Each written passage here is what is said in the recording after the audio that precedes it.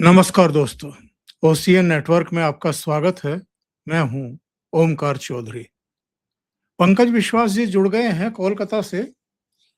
बहुत स्वागत, बहुत अभिनंदन आपका। नमस्कार। बहुत धन्यवाद, नमस्कार। पंकज जी, ममता बनर्जी और अभिषेक बनर्जी की कानूनी मुश्किलें भी बढ़ रही हैं, राजनीतिक मुश्किलें भी बढ़ रही हैं। जी सर। इनके समर्थक जो कभी दादागिरी के लिए जाने जाते थे, गुंडागिरी के लिए जाने जाते थे, उनकी अर्धनग्न करके परेडें निकाली जा रही हैं। पार्टी टूट रही है। 2-4 अभी भी उनके साथ हैं जो उनके नेतृत्व के प्रति तो अ, आस्था व्यक्त कर रहे हैं, विश्वास व्यक्त कर रहे हैं, पर उनकी ज़बान पर अभिषेक बनर्जी का नाम ही नहीं आ रहा है। अब ये सवाल उठने लगे हैं कि पार्टी में अभिषेक बनर्जी की कोई जगह बचेगी या नहीं बचेगी? ममता बनर्जी पर भी ये सवाल खड़े हो रहे हैं कि पार्टी का जो जबरदस्त दबाव है कि आप अभिषेक को बाहर का रास्ता दिखाइए या बाहर का रास्ता नहीं भी दिखाइए, तो जो उनकी मनमानी चलती रही है, उस पर या तो अंकुश लगाइए, या तो पार्टी जनों के साथ रहिए, उनके सम्मान की रक्षा करिए, या फिर अपने भतीजे को ही चुन लीजिए। तो बड़ा संकट ममता बनर्जी के ऊपर इस समय है।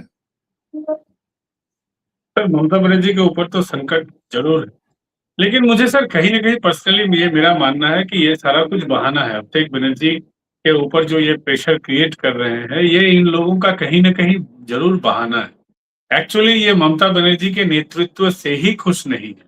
अगर अभिषेक बनर्जी को पार्टी से निकालना चाहते हैं, तो ममता बनर्जी जब मीटिंग बुलाती हैं, संसदीय दल का उनका तृणमूल कांग्रेस का जब मीटिंग होता है, तब पार्टी के अंदर सब क्यों नहीं शोर मचाते? ये अलग गुट बनाकर क्यों शोर मचा रहे हैं? एक्चुअली ये तृणमूल कांग्रेस के साथ ही अपना जो जुड़ाव है उसको बदलना चाहते हैं। ये एक्चुअली तृणमूल कांग्रेस के साथ रहना ही नहीं चाहते। और अब तो ये परिस्थिति है कि तृणमूल को ही इन लोगों ने अपना बना लिया है, ममता को ही बाहर का रास्ता इन लोगों ने दिखा दिया है। अब पार्टी का जो विद्रोही गुट है, अगर वो एनडीए के साथ जाना चाहता है, तो इसका मतलब है वो ममता बनर्जी के पॉलिसी के अगेंस्ट है। इसका मतलब इन लोगों ने एक अपना पॉलिसी बना लिया। ये सही है, गलत है, क्या है, नहीं है, मैं इस पे डिबेट में नहीं जा रहा हूँ। लेकिन जो बात है, ये ममता के साथ ही नहीं, इनका ममता पे भी गुस्सा है, क्योंकि अभिषेक बनर्जी को आगे तो ममता बनर्जी ने ही बढ़ाया है। हाँ, ममता को ये डायरेक्टली अभी तक ज़्यादातर लोग ज़्यादातर कुछ नहीं बोल पा रहे हैं, क्योंकि कहीं न कहीं इनका अपना भी पॉलिटिकल कंपल्शन है कि वो अपना ये भी एक अपना जो मर्यादा है या अपना जो इमेज है उसको भी बचा कर रखना चाहते हैं। हालाँकि ममता के ऊपर भी गुस्सा है, अभिषेक के ऊपर भी गुस्सा है। आने वाले दिनों में तो हम लोगों को ये लग रहा है कि कहीं ये ममता से उनका सिंबल ही छीन ना ले, क्योंकि एनडीए के साथ जाना चाहते हैं। हो सकता है आने वाले दिनों में ये ममता को ही हटा दे, क्योंकि ममता तो कभी एनडीए के साथ नहीं जाएँगी ऐसा ही लगता है, या बीजेपी को सपोर्ट नहीं करेंगी ऐसा ही लगता है। अभी भी वो इंडी गठबंधन के साथ रहना चाहते हैं, इसी तरीके से लगता है। तो जब ममता बनर्जी के साथ इनका जो कॉन्फ्रंटेशन है, पॉलिटिकल कॉन्फ्रंटेशन है, वो जब और आगे आने वाले दिनों में जब बढ़ेगा, तब हो सकता है कि ये ममता को ही पार्टी से बाहर कर दे। तो ममता के लिए भविष्य तो उज्ज्वल कहीं नज़र नहीं आ रहा है। चुनाव में भी ममता बनर्जी अब उनकी पार्टी का आने वाले दिनों में बहुत सारे चुनाव पश्चिम बंगाल में, जैसे 1 साल के अंदर में इसी दिसंबर में अगर सही समय पे वोट हो, तो लोकल बॉडीज़ मतलब म्युनिसिपैलिटी का इलेक्शन होना है।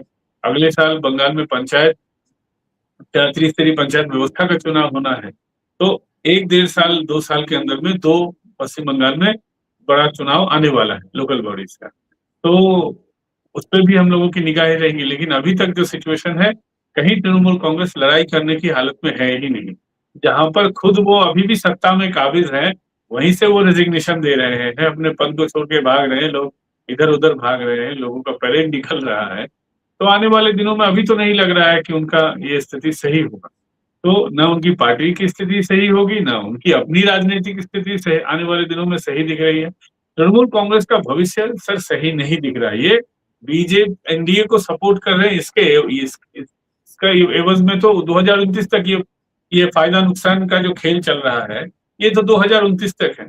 उसके बाद अगर ये तृणमूल कांग्रेस में रहेंगे, अगर एनडीए के साथ रहे, तृणमूल कांग्रेस के साथ रहे, बीजेपी क्यों चाहेगी कि अपने सीटों इस हालत में पश्चिम बंगाल में 42 सीट मिलने वाले हैं, मतलब 42 सीट है, तो 42 सीट जब है पश्चिम बंगाल में, बीजेपी अपना सीट काट कर क्यों तृणमूल कांग्रेस को सीट देगी? पॉलिटिकल इक्वेशन के हिसाब से तो जो 29 तक इनका फ्यूचर, जो बागी भी तृणमूल कांग्रेस का, उनका फ्यूचर सिक्योर दिखता है।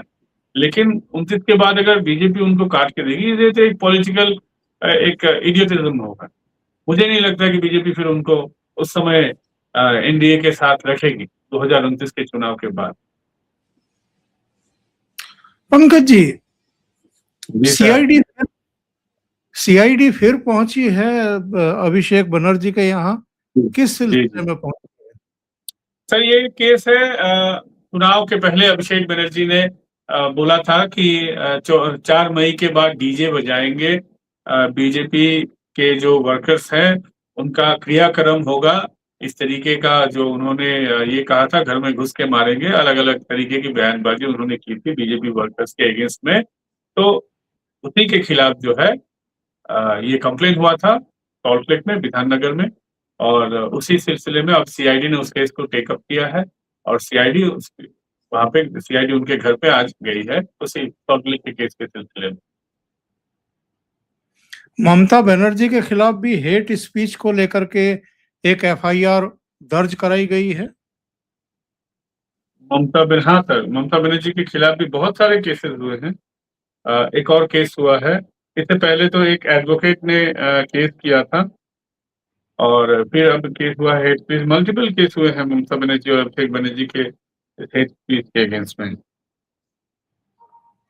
इन्होंने कहा था कि अगर हम ना हो तो वो लोग इकट्ठा होकर के आप लोगों को 1 सेकंड में खत्म कर सकते हैं, 1 सेकंड में खत्म कर सकते हैं। तो इसको हेट स्पीच माना गया, और ये कहा गया कि इन्होंने सांप्रदायिक तनाव भड़काने में कोई कोर कसर बाकी नहीं छोड़ी। वो बयान भी मैं देख रहा हूँ, मुझे मिल गया है, वो भी दर्शकों को सुनवा देते हैं। बोले ना, আপনারা সবাই ভালো আছেন, আর যদি আমরা না থাকি কোনোদিন সেরকম আসে 1 সেকেন্ড লাগবে, একটা কমিউনিটি যখন জোট বাঁধে না, ঘিরে ফেললে 1 সেকেন্ডে দেবে একদম 12টা বাজিয়ে। ये इनका बयान था, जिस पर उसी समय किरण रिजिजू जी ने भी एक ट्वीट किया था और ये कहा था कि ये सबसे वर्स्ट अब तक का बयान है ममता बनर्जी का, कि वो एक समुदाय को भड़का रही हैं और दूसरे समुदाय को डरा रही हैं, उनमें दहशत पैदा कर रही हैं कि हम अगर यहाँ ना हो, सत्ता में ना हो, तो 1 सेकंड में वो आप लोगों को खत्म कर देंगे। सर, जब चुनाव से पहले इस समय प्रधानमंत्री नरेंद्र मोदी ब्रिगेड में एक बड़ा जनसभा करने वाले थे, चुनावी रैली को संबोधन करने वाले थे, उससे 1-2 दिन पहले ममता बनर्जी धरने पे बैठी थी। उस समय ममता बनर्जी ने ये हेट स्पीच दिया था कि अगर हम सत्ता में अगर नहीं रहे तो 1 सेकंड में आपका 12 बजा देंगे। उन्होंने तो किसी धर्म संप्रदाय या गुट का तो नाम नहीं लिया था, लेकिन वो जो बताना चाहती थी, जिस तरीके से ममता बनर्जी ने उस्मान हादी का भी नाम नहीं लिया, लेकिन बहुत कुछ वो बातों बातों में कह गई, उसी तरीके से उस दिन धरने के दिन ममता बनर्जी ये हिंदुओं को कह रही थी कि अगर हम नहीं रहे, हम आपके मसीहा हैं, हम ही आपको बचाते हैं, अगर हम ना रहे तो मुसलमान आपको 1 सेकंड में खत्म करने की ताकत रखते हैं या खत्म कर देंगे। इस तरीके का वो ममता बनर्जी बयान रखी थी उस समय। और ममता बनर्जी के चुनाव में हारने के पीछे सर इस तरह के स्पीच का एक बड़ा ये भी कारण था। ये हिंदुओं के मन में ममता बनर्जी ने इस तरीके से आतंक भर दिया था, बंगाल में एक आतंक का माहौल तैयार किया था। इसीलिए आज हिंदू वोट कंसोलिडेट हुआ है। कहीं ना कहीं भाजपा वालों को ममता बनर्जी को थैंक यू बोलना चाहिए। अगर ममता बनर्जी ना होती पश्चिम बंगाल में तो बीजेपी को उन्होंने परेशान किया है, लेकिन कहीं ना कहीं उन्होंने सब मतलब उनके इस तरह के वक्तव्य या बयान के कारण बीजेपी को कहीं न कहीं फायदा भी पहुंचा था। आज हिंदू वोट कंसोलिडेट जो हुआ है, उसका एक बड़ा कारण ममता बनर्जी का इस तरीके का जो एक पॉलिटिकल पर्सन को इस तरीके का बयान, गैर जिम्मेदाराना बयान जिसको बोलते हैं, वो ममता बनर्जी बार-बार ये वो करती गई, हमेशा करती गई। जब मालदा मुर्शिदाबाद में दंगा हुआ था पिछले साल, उस समय भी ममता बनर्जी बोलती पाई गई थी कि जब शुक्रवार होता है तो उस दिन एक धर्म संप्रदाय के लोगों का जो है खून गर्म हो जाता है। मतलब उसी दिन वो आतंक जो मचाते हैं शुक्रवार के दिन, ममता बनर्जी उसको जस्टिफाई कर रही थी। तो ममता बनर्जी के पॉलिटिक्स का यही यही सिस्टम ही था। अभी भी वो अपना रवैया नहीं बदल रही है। अभी भी वो मुसलमानों को, ये जो वंदे मातरम हुआ उस समय भी ममता बनर्जी ने फेसबुक पे लिखा था कि इस तरीके से किसी के ऊपर जबरदस्ती कोई कुछ थोपना नहीं देना चाहिए। जब ये टूटा, जब हॉकर्स यहाँ पर रेलवे का, आपको पता है यहाँ पर हर स्टेशन के ऊपर छोटी-छोटी दुकानें होती हैं। जबरन उनको सीपीएम के समय से ही उसको दखल करके रखा गया है। तो ममता बनर्जी हमेशा इसी तरीके का गैर जिम्मेदाराना बयान कर देती हैं। उस्मान हादी की मौत को लेकर भी उन्होंने जो झूठा बयान दिया है, वो भी ममता बनर्जी का उसी पॉलिटिक्स का एक हिस्सा है। तो ये ममता बनर्जी तो हमेशा ये करती ही रहती है, डराती ही रहती है। कभी मोदी को डराती है, कभी हिंदुओं को डराती है। डराने का पॉलिटिक्स ही वही करती है। पंकज जी, बहुत सारे लोग सवाल करते हैं जब हम इस तरह के शो करते हैं, हमारे कमेंट बॉक्स में भी आकर के लोग पूछते हैं कि सिर्फ एफआईआर दर्ज होती रहेंगी या कभी ये उठा करके जेल में भी डाले जाएंगे? तो एक बड़ा वाजिब सा सवाल है वैसे तो, लेकिन जी। क्या क्या निकट भविष्य में इनके गिरफ्तार होने की कोई संभावना? सर, आज या कल ममता बनर्जी और उनका भतीजा जो है अभिषेक बनर्जी, ये तो गिरफ्तार जरूर होगा। और वो गिरफ्तारी की प्रक्रिया जो है, उनको घेरने की जो प्रक्रिया है, वो तो शुरू हो गया है। ममता बनर्जी के ऊपर ये उस्मान हादी का जो केस है, ये भी मुझे लगता है कि ये भी कभी न कभी ये केस भी सामने आएगा। ममता बनर्जी का जो पॉलिटिकल फंडिंग है, अलग-अलग देशों से उनकी पार्टियों में जो पैसा आया है, इस तरीके का जो आरोप है, मुझे कहीं न कहीं लगता है कि आज या कल ये ज़रूर साबित होगा। और पहले तो अभिषेक बनर्जी अंदर जाएँगे। अब अभिषेक बनर्जी को आप देख रहे हैं सर, घेरने की प्रक्रिया शुरू हो गई। इस तरीके इतने बड़े स्टेचर के पॉलिटिशियन को एक ही बार में अगर गिरफ्तार कर लें, तो उसका एक समाज में या पॉलिटिक्स में उसका एक दुष्प्रभाव होता है या एक प्रभाव पड़ता है। बीजेपी उसको नहीं चाहती, इसलिए बार-बार उनको इन्वेस्टिगेट किया जा रहा है, उनको इंटरोगेट किया जा रहा है। और कल जो है, इंट्रोगेशन के दौरान अभिषेक बनर्जी 3-4 बार, ऐसा पुलिस सोर्सेस का कहना है कि उन्होंने आपा खोया था। अगर उन्होंने आपा खोया है, इसका मतलब है कहीं न कहीं वो इंट्रोगेशन में पार्टिसिपेट तो कर रहे हैं, लेकिन कोऑपरेट नहीं कर रहे हैं। तो अगर ये नॉन कोऑपरेशन का मामला, हालाँकि ये मामला कोर्ट में है, अगर गिरफ्तार कर भी लिया जाए और कोर्ट बाद में बेल दे दे, तो ये एक सही नहीं होगा मुझे लगता है। इसीलिए उनको इंट्रोगेट किया जा रहा है, वो कोऑपरेट नहीं करेंगे और उनका पूरा बयान जो है, वो क्लिपिंग्स जब कोर्ट को दिया जाएगा, अगर कोर्ट को फिर लगेगा कि वो कोऑपरेट सही तरीके से नहीं कर रहे हैं, इंट्रोगेट में पार्टिसिपेट कर रहे हैं लेकिन कोऑपरेट नहीं कर रहे हैं, हो सकता है कि कोर्ट ही उनको अरेस्ट करने का परमिशन दे दे। मुझे लगता है कि सीआईडी चाह रही है कि कोर्ट से ही ये परमिशन आ जाए, ताकि किसी तरीके का ये जो है, मतलब पॉलिटिकल जो नाटक होता है, वो ना हो पाए। हमने कई फिल्मों में ऐसे सीन देखे हैं कि किसी क्षेत्र विशेष का जो गुंडा होता है, जी, उसको जब पकड़ा जाता है तो उसे पूरे मोहल्ले में घुमाया जाता है। तो जी, वही सीन हमने देखा है फाल्टा में, जी, जहांगीर खान का जो अपने आप को पुष्पा बता रहा था। जी सर। तो जहांगीर खान का एक तो शुरू में आया जिसमें वो साहब की तरह पुलिस से चारों तरफ से घिरा हुआ है और चल रहा है। एक अभी दूसरा वीडियो आया है जिसमें वो हाथ जोड़ करके चल रहा है। तो ऐसा लगता है कि बीच में कहीं खुराक-वुराक दी गई है तब हाथ जोड़ करके चल रहा है। तो इसका कितना प्रभाव पड़ता है आम जनमानस में, और जो गुंडागर्दी है वो निकालने की एक कवायद हो रही है। तो ज़रूर आपने देखा होगा कि पश्चिम बंगाल में अभी जितने गुंडों, पॉलिटिकल गुंडों को खास करके क्योंकि पश्चिम बंगाल में ये सच है कि ममता बनर्जी ने गुंडों को पॉलिटिकल गुंडा बना दिया था। मेरे ही इलाके के जितने मैं नॉर्थ 24 परगना, कोलकाता और आसपास के जिस इलाके में मैं पहचानता हूँ गुंडों को, पत्रकारिता करने के दौरान मैं जिन गुंडों को यहाँ पश्चिम बंगाल के जो नामचीन गुंडे थे, मैं कि 2-4 का नाम भी आपको बताना चाहूँगा। यहाँ एक हाथ काटा दिलीप एक बुलाया था, बहुत बड़ा गुंडा था। एक था गौर, लुइस, भौजाई और यहाँ पे एक है विधान विश्वास था। फिर आपका इसी तरीके से बहुत सारे सर गुंडे थे यहाँ।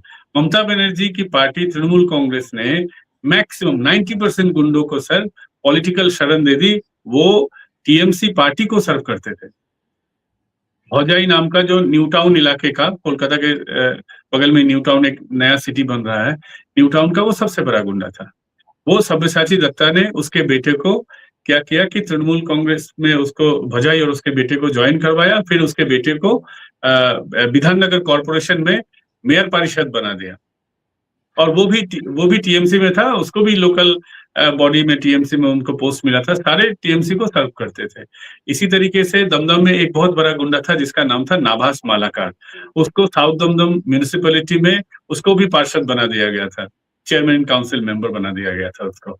इसी तरीके से ये सुजीत बोस, आपको पता ही होगा, सीपीएम के जमाने का one of the biggest big shot गुंडा था इस इलाके का, लेक टाउन इलाके का, लेक टाउन सॉल्ट लेक दमदम इस इलाके का। सुजीत बोस को तो ममता बनर्जी ने मंत्री तक बना दिया था। इसी तरीके से शौकत मोल्ला साउथ 24 परगना का एक बड़ा गुंडा था। जितने भी, मैं कितनों का नाम लो सर, सारे को ममता बनर्जी ने जो है पॉलिटिकल शरण दे दी थी। तो अब जितने ममता बनर्जी के लोग हैं सारे तो सर गुंडे ही हैं। इसीलिए इन गुंडों को अब घुमाया जा रहा है ताकि गुंडा ही ना हो।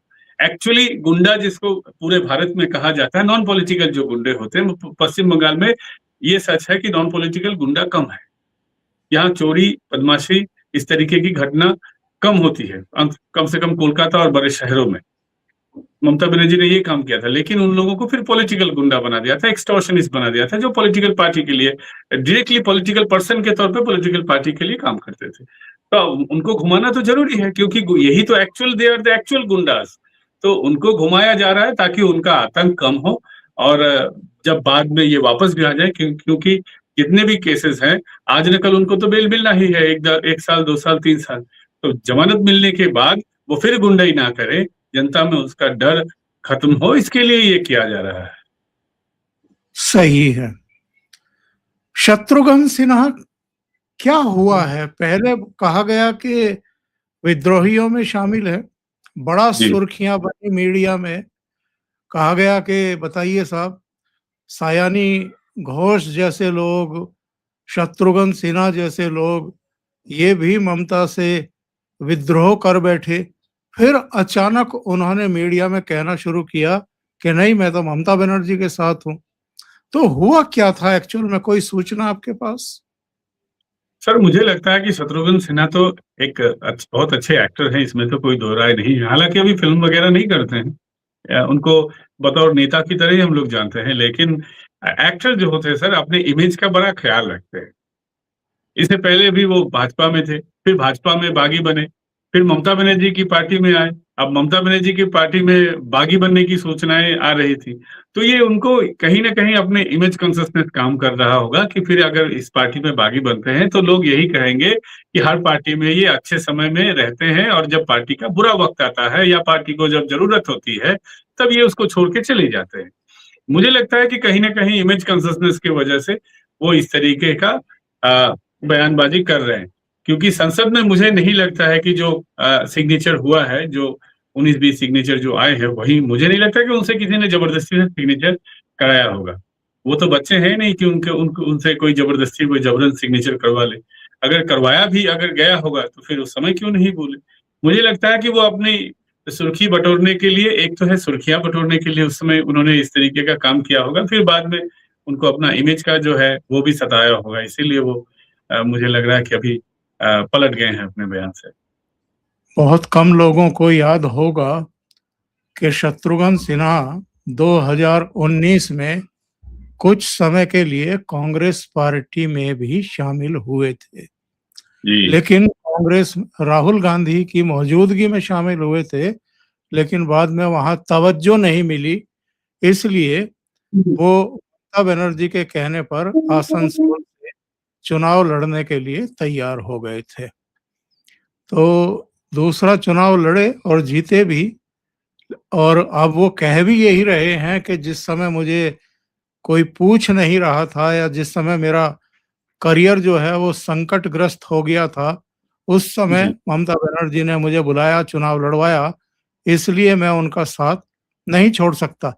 लेकिन एक और नाम है जिसको लेकर के महुआ मोइत्रा ने ट्वीट किया है और ये कहा है कि सायोनी घोष जैसे लोग भी अगर विद्रोह कर सकते हैं, जो ममता बनर्जी की बहुत करीबी थी, तब किस पर यकीन करें?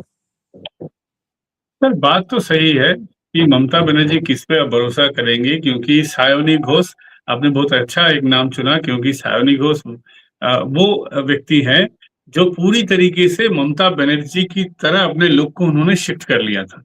वो एकदम ममता बनर्जी को अपना आइडियल मानती थी या ये तो मुझे नहीं पता, लेकिन आइडियल जरूर बताती थी। ममता बनर्जी की तरह सफेद साड़ी पहनती थी, सिंगल कलर, पूरी तरीके से ममता बनर्जी की तरह अपने जो है लुक को उन्होंने जो ढाल लिया था। हालांकि तो वो तो जरूर एक अभिनेत्री थी, इतनी बड़ी नामचीन अभिनेत्री या एक्ट्रेस तो थी नहीं पश्चिम बंगाल की, लेकिन अभिनेत्री तो थी। तो अभिनेता अभिनेत्री जो ये लोग हैं, वो एक लुक पे भी काफी काम करते हैं, तो उन्होंने पूरा लुक अपना ममता बनर्जी की तरह शिफ्ट कर लिया था। लेकिन आज देखिए, और सबसे बड़ी बात है, ये बात भी सच है, लोगों को काफी लोगों को हो सकता है कि बुरा लगे कि जो मैक्सिमम जो अभिनेता अभिनेत्री फिल्म इंडस्ट्री से जो आते हैं, वो मैक्सिमम अपॉर्चुनिस्ट होते हैं, हमेशा जो है और सत्ता में जो लोग रहते हैं उन्हीं के साथ रहते हैं। विपक्ष के लोगों के साथ आप फिल्म इंडस्ट्री के लोगों को या किसी भी अभिनेता मॉडल इस तरीके के लोगों को आप नहीं देखेंगे। तो ये भी एक पॉलिटिकल अपॉर्चुनिज्म ही है, क्योंकि नेता आज मान लीजिए कि आज अगर भगवान ना करे सत्ता में नरेंद्र दामोदर दास मोदी नहीं रहे, तो क्या मोदी जी कांग्रेस ज्वाइन कर लेंगे? कोई सपने में भी सोचेगा? मोदी जी बीजेपी को छोड़ देंगे? ये कोई भी सपने में नहीं सोचेगा। पार्टी से कहा-सुनी हो सकता है, पार्टी के अंदर आपका समय अच्छा-बुरा आ सकता है। आडवाणी जी का भी आया, एक दौर में अटल जी का भी आया, बहुत सारे लोगों का आया, लेकिन किसी ने पार्टी से उस तरीके से गद्दारी नहीं की। लोग साइलेंट हो गए, पार्टी छोड़ दी, राजनीति से संन्यास लिए, वो बात अलग है। लेकिन ये फिल्म आर्टिस्ट लोग हमेशा सत्ता के साथ रहते हैं और बुरा समय आने पर उस पार्टी को छोड़ के भी चले जाते हैं। तो शत्रुघ्न सिन्हा भी जिस तरीके से है, उसी तरीके से मुझे लगता है कि सायोनी घोष भी है। सायोनी घोष जो वो ममता से जो वो भी गद्दारी कर रही है, इसमें मुझे ज्यादा आश्चर्य नहीं हुआ, ये मैं कह सकता हूँ। कल्याण बनर्जी का हाथ ममता ने छोड़ दिया है क्या? क्योंकि जब से उन्होंने धमकी दी है, तब से कोई खबर निकल करके नहीं आ रही है कि ममता बनर्जी ने, जब उन्होंने धमकी दी थी ममता को कि या तो हमें चुन लीजिए या अपने भतीजे को चुन लीजिए, तो भतीजे ने तो कल रात भी सीआईडी की 6 घंटे की पूछताछ के बाद ममता बनर्जी से जाकर के मुलाकात की है। तो मुझे लगता है कि ममता बनर्जी ने भतीजे को तो नहीं छोड़ा है, तो क्या कल्याण बनर्जी को छोड़ दिया? सर ममता बनर्जी अभिषेक बनर्जी को कभी नहीं छोड़ेंगी। ममता बनर्जी अभिषेक बनर्जी से सबसे ज्यादा प्यार करती है, फैमिली में भी और पॉलिटिकली भी। तो अगर कल्याण बनर्जी ने कहा है कि एक को चुन लीजिए, तो ममता बनर्जी ने चुन लिया है। ममता बनर्जी ने तो चुन के ही रखा है अभिषेक बनर्जी के लिए। पूरी पार्टी का सत्यानाश कर दिया, पूरी सत्ता का सत्यानाश हो गया, उनके पॉलिटिकल कैरियर का सत्यानाश हो गया। फिर भी अगर अभिषेक बनर्जी को नहीं छोड़ रही है, तो इसका मतलब कल्याण बनर्जी को समझ जाना चाहिए कि इस पार्टी में किसी भी अभिषेक बनर्जी ममता बनर्जी को छोड़ के किसी भी आदमी की हैसियत एक बागान में जिस तरीके से माली का हैसियत होता है, बस उतना ही है। एक कंपनी में एक वर्कर का जितना हैसियत होता है, बस उतना ही है। जरूरत आने पे नौकरी भी जाएगी या माली को भी बदल दिया जाएगा, लेकिन जो ओनर है इस बागान का, उसका मालिकाना हक नहीं बदलेगा। इन लोगों को ये समझना चाहिए, क्योंकि और ये जानकर ही पार्टी करते हैं। ये कल्याण बनर्जी जैसे भी लोग आज जो बांग्ला में इसको बोलते हैं अजुहात, एक कारण खड़ा करना, ये सिर्फ एक कारण खड़ा कर रहे हैं, एक सेफ एग्जिट चाह रहे हैं तृणमूल कांग्रेस से। क्योंकि कल्याण बनर्जी को भी समझ में आ गया है कि मैक्सिमम लोग तो तृणमूल कांग्रेस के अभी एनडीए में शामिल होने के लिए तैयार खड़े बैठे हैं। अगर अभी मैं उन लोगों के साथ नहीं रहूंगा तो मेरे ऊपर भी आफत आएगी, तरह तरह का आफत आ सकता है। कोई तो दूध का धुला हुआ तृणमूल कांग्रेस का है नहीं। सारे लोग बिल्कुल। एक्सटॉर्शनिस्ट हैं, तो उनके ऊपर भी गाज गिर सकती है। तो गाज ना गिरे इसलिए वो अब सेफ एग्जिट चाह रहे हैं, इसी के लिए वो इस तरीके की बयानबाजी कर रहे हैं सर, इससे ज्यादा कुछ नहीं है। जब से ममता बनर्जी ने अभिषेक बनर्जी को राहुल गांधी के पास भेजा है जी। और मल्लिकार्जुन खड़गे वाली पोजीशन देने की मांग की है कि राज्यसभा में नेता प्रतिपक्ष बनाया जाए ममता बनर्जी को, ऐसा लगता है कांग्रेस ने ये मामला ठंडे बस्ते में डाल दिया है। सर मुझे नहीं लगता है कि ममता बनर्जी भी जाएंगी या ममता बनर्जी को वो लेंगे भी। जस्ट ये सब एक पॉलिटिकल नाटक है और कुछ नहीं। ममता बनर्जी को लेके उन लोगों को फायदा क्या होगा, पहली बात। मल्लिकार्जुन खड़गे को हटाएंगे क्यों, या ममता बनर्जी भी कांग्रेस में क्यों जाएगी? ममता बनर्जी अगर कांग्रेस में जाती है तो फिर उनको सोनिया, अभी जो उनको हैसियत अभी भी जो ममता बनर्जी को मिल रहा है as a Trinamool Congress supremo India गठबंधन की मीटिंग्स में जाने का, तब तो वो ममता बनर्जी तो उनके 100 सांसदों जैसे एक और सांसद रहेंगे। फिर ममता बनर्जी की हैसियत क्या रह जाएगी? ममता बनर्जी की जो अभी लड़ाई है, अभी भी जो लड़ाई है, वो हैसियत की लड़ाई है, रुतबे की लड़ाई। एक तुच्चा सा सांसद, एक कॉमन सांसद, उसकी क्या हैसियत रह जाएगी फिर ममता बनर्जी की? कहाँ से लड़ेंगी फिर वो? अधीर रंजन चौधरी की सीट से वहां से लड़ेंगी? वहां से तो लड़ नहीं सकती क्योंकि यूसुफ पठान ने इनकार कर दिया है, और यूसुफ पठान जब तक वहां से रेजिग्नेशन देगा नहीं तब तक बाई इलेक्शन होगा नहीं। सिर्फ एक चांस है बसीरहाट से, तो बसीरहाट में ममता बनर्जी खुद को कांग्रेस प्रत्याशी बनाएंगी तो भी क्या फायदा हो जाएगा? तृणमूल कांग्रेस की प्रत्याशी रहेंगी तो तब भी जो रहेगा कांग्रेस के प्रत्याशी होने पर, क्योंकि कांग्रेस का वोट तो 2% 3% है, उससे क्या फायदा हो जाएगा? और अभी जो हालत है, मुसलमान भी ममता बनर्जी को वोट नहीं करेंगे। हो सकता है कि कोई दूसरी पार्टी वहां से जीत जाए, ममता बनर्जी हार जाए। मैक्सिमम चांसेस है कि बीजेपी जीते, बीजेपी ना भी जीतेगी वहां से बसीरहाट से, क्योंकि वहां दो विधानसभा क्षेत्र जो है वो बीजेपी के, अगर 2024 और 2026 का डेटा देखें उस हिसाब से तो 2 सीटें बीजेपी के विधानसभा क्षेत्र उनके हाथ में है, बीजेपी के हाथ में। लेकिन आज जो सिचुएशन है वो तो सिचुएशन बदल गया है। उस सिचुएशन में कुछ भी हो सकता है, क्योंकि फौलता में बीजेपी इस तरीके से जीत जाएगी किसी को पता नहीं था, किसी को लगा भी नहीं था। तो अब पॉलिटिक्स में पश्चिम बंगाल में कुछ भी हो सकता है, लेकिन ममता बनर्जी नहीं जीत सकती है, ये तो गारंटी है। इसीलिए मैं बोल रहा हूं सर, क्यों कांग्रेस में जाने से ना उनका फायदा है ना कांग्रेस का फायदा। ये बयानबाजी सुर्खियों बटोरने के लिए ये सब सही है, लेकिन दोनों को पता है ना ममता बनर्जी कांग्रेस में जाएंगी ना कांग्रेस में उनकी पार्टी का विलय होगा, क्योंकि ऑफिशियली तो विलय नाम का कोई चीज होता नहीं है। और ममता बनर्जी किसको विलय करेंगी?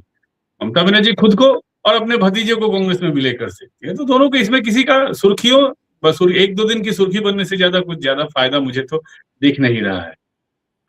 पंकज जी बहुत बहुत धन्यवाद, आपने ये कार्यक्रम पूरा किया, इसके बावजूद के लाइट ने बीच में धोखा दिया, लेकिन फिर भी आपने कार्यक्रम पूरा किया, क्योंकि बहुत महत्वपूर्ण विषय था, इसलिए आपका विशेष आभार। और दर्शकों से निवेदन है, आपको ये चर्चा अच्छी लगी हो तो लाइक का बटन दबा दें, वीडियो को शेयर करें, चैनल सब्सक्राइब ना किया हो तो सब्सक्राइब कर लें, और पंकज जी के चैनल का नाम है पॉलिटिकल डेली, तो उसको भी सहयोग और सब्सक्राइब करें। बहुत बहुत धन्यवाद पंकज जी जुड़ने के लिए। Thank you so much. नमस्कार। Thank you sir.